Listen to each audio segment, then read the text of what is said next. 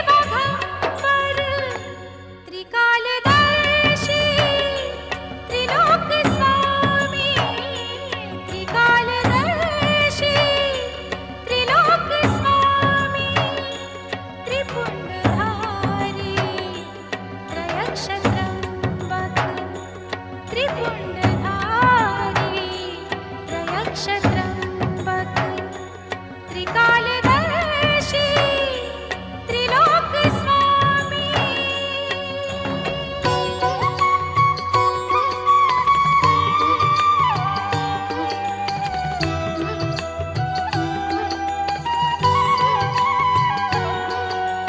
निसा निसा रे सा रे ग म ग म ग रे ध प प प म ग रे ग म ग रे म ग रे सा। निसा निसा रे सा रे ग म ग म ग रे ध प प प म ग रे ग म ग रे म ग रे सा।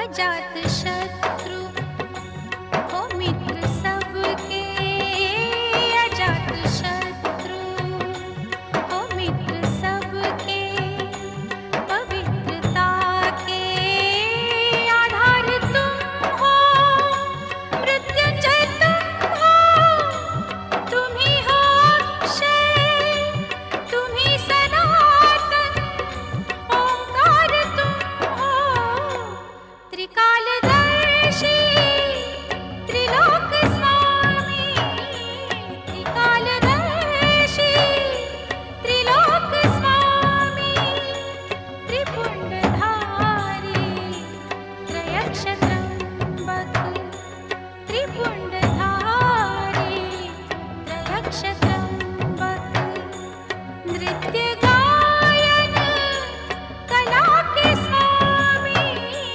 नृत्य गायन कला के स्वामी, हे धर्म पालक अधर्म नाशक, हे धर्म पालक अधर्म नाशक, हे धर्म पालक अधर्म नाशक।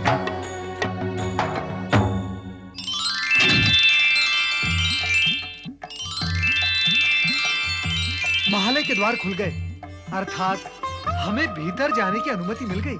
आओ हम भीतर चले। नारायण नारायण।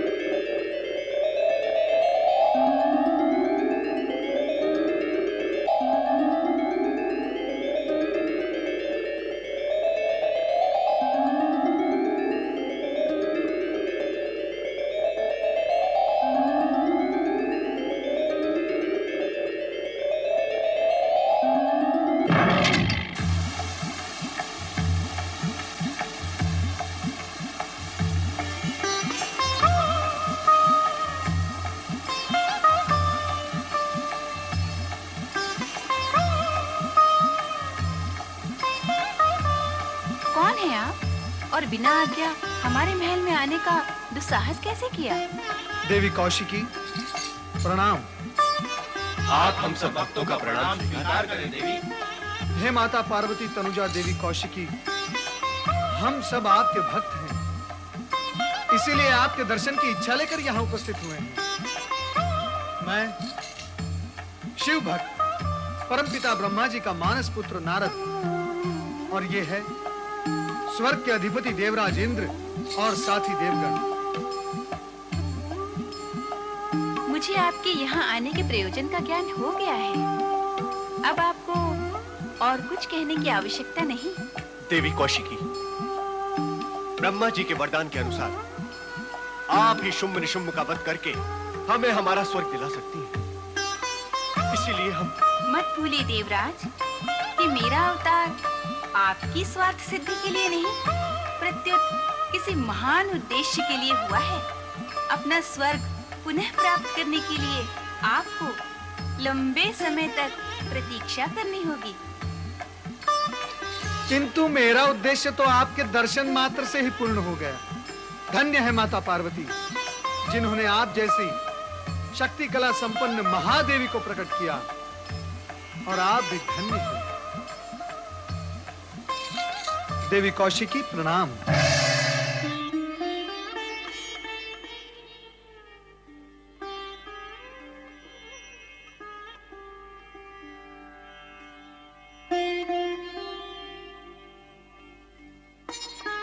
नारायण नारायण। प्रणाम माता। माता, आप कौन सी चिंता में खोई हुई हैं? प्रणाम भोलेनाथ। आओ नारद। भोलेनाथ, आ तो गया मैं, किंतु कैलाश पर इससे पूर्व उदासी की ऐसी छाया कभी नहीं देखी। पुत्री की पीड़ा बहुत पीड़ा कारक होती है नारद। पुत्री के दूर होने पर पीड़ा और अधिक बढ़ जाती है। भोलेनाथ, क्या आप देवी कौशिकी की बात कर रहे हैं? नारायण नारायण। वो तो संगीत नृत्य में मग्न आनंद की प्रतिमूर्ति बनी बैठी हैं। उनके लिए कैसी चिंता?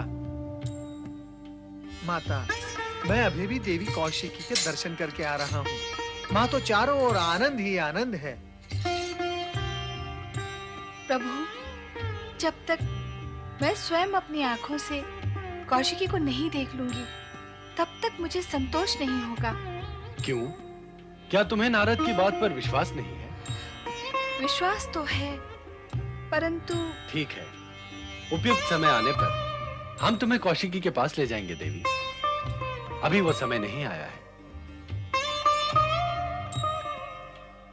जब से मुहासुर ने कौशिकी के रूप का वर्णन किया है, तब से न दिन को चैन है न रात्रि को आराम। तीनों प्रहर का चैन जैसे उड़ गया हो। उस अपूर्व सुंदरी को हमें देखना ही पड़ेगा। देखना ही पर्याप्त नहीं, उसे पाना भी होगा। निशुंभ, इस मुहासुर ने हमें कैसी दुविधा में डाल दिया है। मुहासुर जी, उस सुंदरी से हमें अति शीघ्र मिलाओ। उस सुंदरी के बिना ये स्वर्ग नरक के समान बन गया है, नरक ही बन गया है समझो। स्वर्ग विजयी दैत्यराज शुंभ निशुंभ की जय। दैत्यराज, हम स्वर्ग को कभी नर्क नहीं होने देंगे। हम आपके लिए इस स्वर्ग में अधिक सुखों का प्रबंध करेंगे। हमारे ऐसे शुभ चिंतक कौन हैं आप? यहाँ अचानक कैसे प्रकट हुए? तुरंत अपना परिचय दो। हमें दैत्य गुरु शुक्राचार्य ने भेजा है। मैं चंड हूँ। दैत्य गुरु ने आपकी सहायता के लिए हमें आपके पास भेजा है।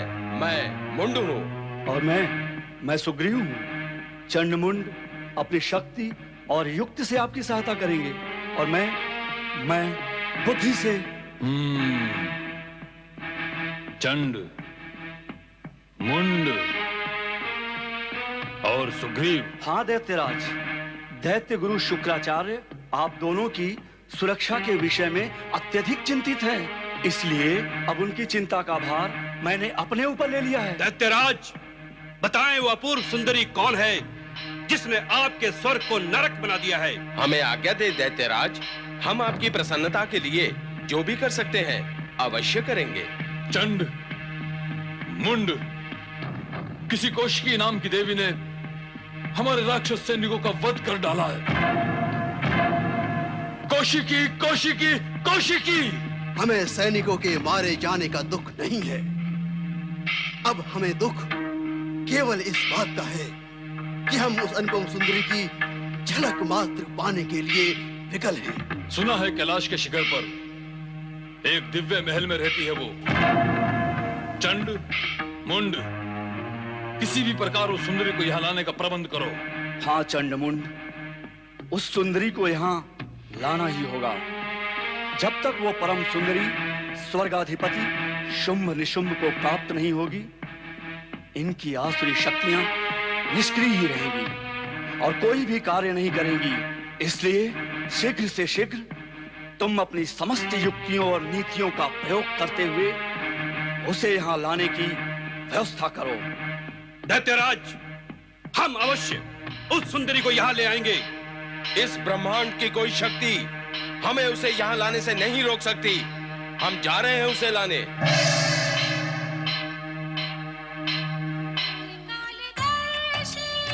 भैया चंड, हाँ, ये देखो शिखर पर महल। हाँ, जैसा मोहासुर ने वर्णन किया था वैसा ही है ये कौशिकी का महल। त्रिपुंडधारी त्रयक्षत्रम् आहाहाहा। किंतु भैया चंड, क्या संगीत की मधुर और सुरीली धुन सुनाई दे रही है? भैया, जिसका स्वर इतना मधुर और सुरीला हो वो स्वयं कितनी सुंदर होगी। अवश्य अति सुंदर होगी। चलो महल के अंदर चलते हैं। अधर्मनाशक हे धर्मपालक, अधर्मनाशक त्रिकालदर्शी त्रिलोक स्वामी।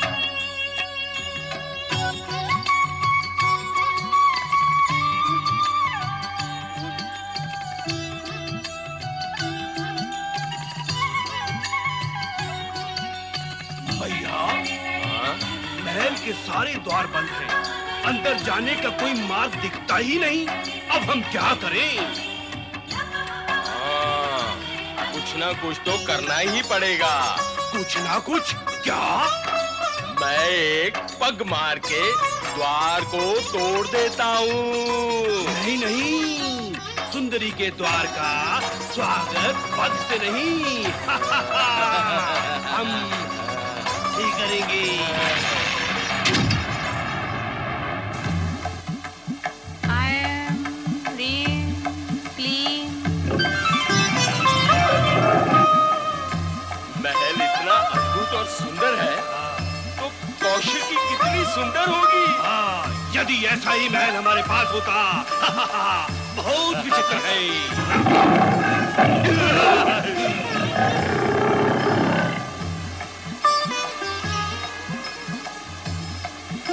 तुम दोनों का नाम चंडमुंड है ना? हाँ हाँ हाँ। किंतु तुम दोनों युद्ध प्रेमी नहीं, सौंदर्य प्रेमी दिखाई देते हो। हमारे इस कौशिकी महल की शोभा और भव्यता देखकर तुम दोनों प्रसन्न दिखाई देते हो। आप तो अद्भुत हैं। आपके सौंदर्य के सम्मुख सब कुछ व्यर्थ है। हे पाताल लोकवासी चंडमुंड, क्या तुम यहाँ केवल हमारा सौंदर्य निहारने आए हो? मैं तो जानती हूँ कि तुम दोनों इस समय असुर के अधिपति शुंभ निशुंभ के दूत बनकर आए हो। किंतु यहाँ आकर अब तुम दोनों ये चाहते हो कि हमारे इस महल में सदा सदा के लिए बस जाओ और हमें अपनी दृष्टि से कभी ओझल न होने दो। हाँ हाँ हाँ, हम यही चाहते हैं। पर ये कैसे संभव होगा चंडमुंड? क्यों? इसमें असंभव क्या है? क्योंकि तुम असुर हो और असुर देवी के महल में कैसे रह सकते हैं?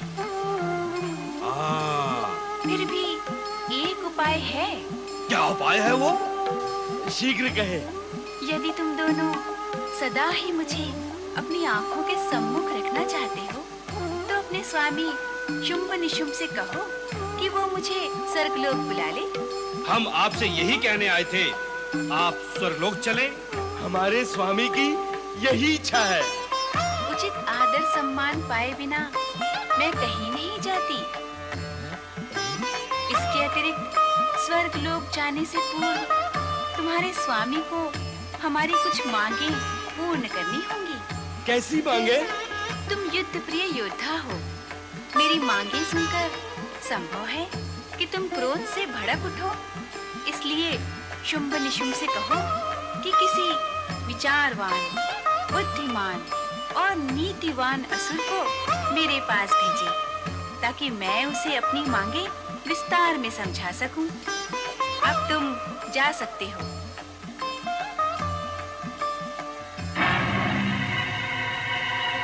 मेरी इच्छा के बिना यहाँ कोई एक पल भी नहीं रह सकता।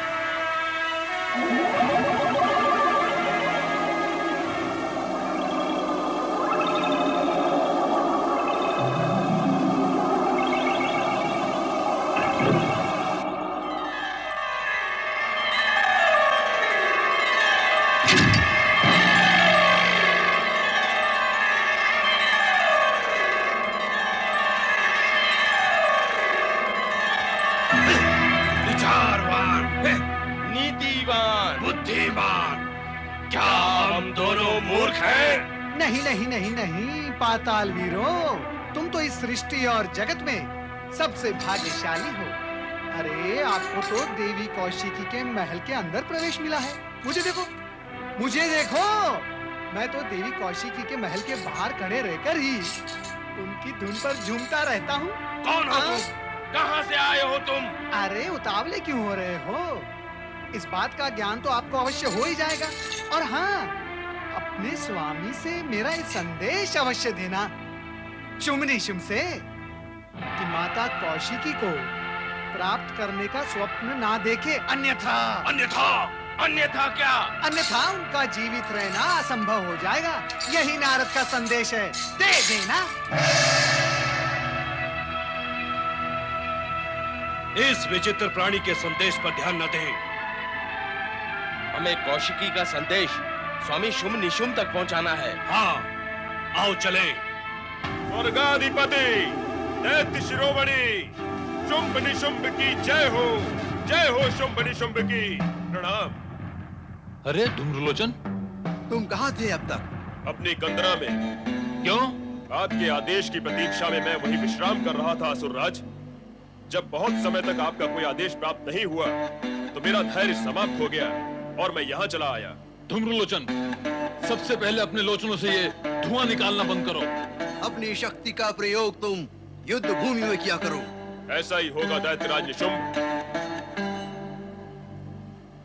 धूम्रलोचन, आसन ग्रहण कीजिए। आश्चर्य असुरराज, आश्चर्य। कैसा आश्चर्य? असुरराज, ये सभा में शमशान जैसी शांति क्यों छाई हुई है? धूम्रलोचन, हम चंडमुंड की प्रतीक्षा कर रहे हैं। चंडमुंड? ये चंडमुंड कौन है? मैं पहली बार इनका नाम सुन रहा हूँ।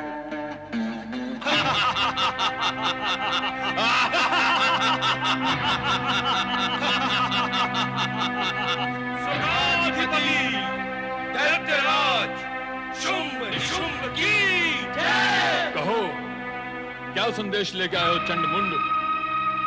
क्या तुम्हारी उस सुंदरी से भेंट हुई? हाँ, भेंट हुई। जो कुछ भी उसके सौंदर्य के बारे में बताया गया था बहुत कम था। उसके सौंदर्य का वर्णन करना हमारी शक्ति से परे है दैत्यराज। ठीक है, ठीक है। ये बताओ, क्या कहा उस सुंदरी ने? उसने हमें योद्धा कहा। तुम्हें क्या कहा, ये नहीं पूछा हमने। ये बताओ कि उसने हमें क्या कहा? वह स्वर्ग आने के लिए तैयार है दैत्यराज। परंतु किसी बुद्धिमान व्यक्ति से अपनी मांगे मनवाने के पश्चात उसने हमें बुद्धिमान नहीं समझा। इसलिए आपको उसे यहाँ लाने का कोई उपाय करना होगा। तुम्हारी बातें सुनकर हमारा धैर्य समाप्त हो रहा है चंडमुंड। अब तो हमें तुरंत उसके पास पहुंचना ही होगा, अन्य कोई उपाय नहीं है। नहीं दैत्यराज, नहीं। तनिक धैर्य से काम ले। ऐसे कामों में शीघ्रता फलदायी नहीं होती। उस सुंदरी को यहाँ आने के लिए मैं मनाऊंगा। दैत्य गुरु शुक्राचार्य ने मुझे आपको परामर्श देने के लिए ही नियुक्त किया है। बुद्धिमान सुग्रीव ठीक कह रहे हैं दैत्यराज। उस सुंदरी को यहाँ लाने के लिए आपको वहाँ नहीं जाना चाहिए दैत्यराज। निश्चय ही सुग्रीव चतुराई से काम लेंगे। हाँ दैत्यराज, सुग्रीव की बात मान लेनी चाहिए, कारण कि स्त्री के विषय में चीना झपटी और अधीरता से नहीं, बुद्धिमानी और धैर्य से काम लेना पड़ता है। अच्छा अच्छा धूम्रलोचन, तो तुम स्त्री विशेषज्ञ भी हो? मैं तो इसलिए कह रहा था दैत्यराज कि आप जैसे परम योद्धा का स्त्री के पास जाना शोभा नहीं देता। तो ठीक है, सुग्रीव को ही वहां भेज देते हैं। किंतु सावधान सुग्रीव, चंड मुंड की भांति असफल होकर ना लौटना। जो आज्ञा दैत्यराज। बुद्धिमान सुग्रीव शुंभ निशुंभ की कामना पूर्ति हेतु माता कौशिकी के महालय की ओर चल पड़ा। दूसरी ओर नारद देवगण की रक्षा हेतु किसी उपाय व निर्णय पर नहीं पहुंच पा रहे थे। अंत में नारद ने यही निश्चय किया कि वे समस्या के समाधान हेतु ब्रह्मलोक चलकर परमपिता ब्रह्मा से परामर्श करें। परमपिता ब्रह्मा जी की जय हो। परमपिता, बहुत समय से आपके दर्शन करने के लिए नहीं आ सका, इसलिए क्षमा याचना करता हूँ। नारद, ब्रह्मलोक में तुम्हारे परमपिता ब्रह्मदेव के अतिरिक्त तुम्हें किसी अन्य उपस्थिति का ज्ञान नहीं है? तुमने यहाँ आकर मेरी ओर देखा तक नहीं? माता, मुझे क्षमा करना। देवी कौशिकी की धुन में मैं ऐसा खोया हुआ था कि आपकी वीणा की झंकार मुझ तक पहुंची ही नहीं। नारद सत्य ही कह रहे हैं देवी। कौशिकी का अलौकिक संगीत जो एक बार भी सुन लेता है, उसे प्रयत्न करने पर भी भुलाया नहीं जा सकता। कौन है ये कौशिकी? मैं तो इसका नाम पहली बार सुन रही हूँ। देवी पार्वती से उत्पन्न कौशिकी के बारे में हम तुम्हें बता चुके हैं। आश्चर्य है, तुम्हें इसका स्मरण तक नहीं रहा। क्षमा करे ब्रह्मदेव, मैं ये कहने के लिए विवश हूँ कि कौशिकी की चर्चा आज से पहले आपने कभी की ही नहीं। यदि ऐसा है तो हमें खेद है, किंतु तुम इतना उत्तेजित क्यों हो रही हो? शांत हो जाओ देवी, शांत हो जाओ। ऐसी छोटी सी बात पर तुम्हें रुष्ट नहीं होना चाहिए। आप दोनों का विवादपूर्ण संभाषण सुनकर मुझे आश्चर्य कम और प्रसन्नता अधिक हुई। प्रसन्नता? हम दोनों विवाद करें तो तुम्हें प्रसन्नता होती है? दूसरों को अप्रसन्न देखकर प्रसन्न होने वाला कभी सात्विक वृत्ति का नहीं हो सकता। ये तुम्हारी वृत्ति तामसिक से कब से हो गई नारद? नारायण नारायण, ऐसा कदापि नहीं है माता। आप शांत हो जाएं तो मैं कुछ निवेदन करूं कि प्रसन्नता से मेरा अभिप्राय प्रसन्नता जनक ही है, रोग जनक नहीं। सदा गंभीर रहने के कारण ब्रह्मलोक में कुछ स्पंदन तो हुआ, एक गूंज तो उठी। फिर पत्नी के रूठने के पश्चात पति द्वारा उसे मनाने का जो एक प्रयत्न होता है, वो प्रसन्नता में वृद्धि करता है माता। नारद, सावधान, तुम मर्यादा की सीमा का उल्लंघन कर रहे हो। फिर तुम तो ब्रह्मचारी हो। पति पत्नी के बीच विवाद और प्रसन्नता के भाव से तुम्हें क्या प्रयोजन? माता, मैं ब्रह्मचारी अवश्य हूँ, किंतु सदा गृहस्थों के बीच गमन करता रहता हूँ, इसलिए। ठीक है नारद, अब तुम अपने यहाँ आने का कारण और प्रयोजन बताओ। अब रुष्ट होने की बारी मेरी है माता। भला ये क्या बात हुई? मैं जहाँ जाता हूँ मुझसे यही प्रश्न पूछा जाता है कि मेरे आने का प्रयोजन क्या है। शिवलोक हो अथवा विष्णुलोक, यही प्रश्न मुझसे पूछा जाता है। ब्रह्मलोक तो मेरे पिता का निवास स्थान है, क्या मैं अपने माता पिता के दर्शन के लिए नहीं आ सकता? शांत हो जाओ नारद, शांत हो जाओ। अशांत होने का कोई कारण भी तो नहीं है। चलो मान लेते हैं कि तुम अपने पिता के निवास पर आए हो, किंतु कोई भी पुत्र अपने पिता के सम्मुख अकारण नहीं आता। वो अपने मन में कोई शंका, जिज्ञासा अथवा प्रश्न अवश्य लेकर आता है। तुम्हारे मन में भी कोई जिज्ञासा अवश्य होगी नारद। हाँ परमपिता है, एक जिज्ञासा है मेरे मन में। कहो नारद, अपनी जिज्ञासा कहो। परमपिता, देवी कौशिकी का सौंदर्य असुरों को इतना सम्मोहित कर चुका है कि मैं भावी आशंका से भयभीत हूँ कि भविष्य अवश्य ही दुर्घटनाओं से पूर्ण होगा। परमपिता, क्या मेरी आशंका निराधार है। प्रश्न पूछने में जिज्ञासा प्रकट करने की तुम्हारी शैली अद्भुत है नारद। जगत के प्राणी तुम्हारी इस प्रवीणता से प्रश्न पूछने की कला में प्रवीण हो सकते हैं। अब शेष रहती है तुम्हारी आशंका, तो उसके विषय में तो चर्चा करना ही व्यर्थ। किंतु सत्य ये भी है कि कौशिकी की उत्पत्ति असुरों के सर्वनाश के लिए ही हुई है। असुरों के सर्वनाश के लिए? नारायण नारायण। परमपिता, अब मुझे कुछ नहीं पूछना, अब आप मुझे आज्ञा दें।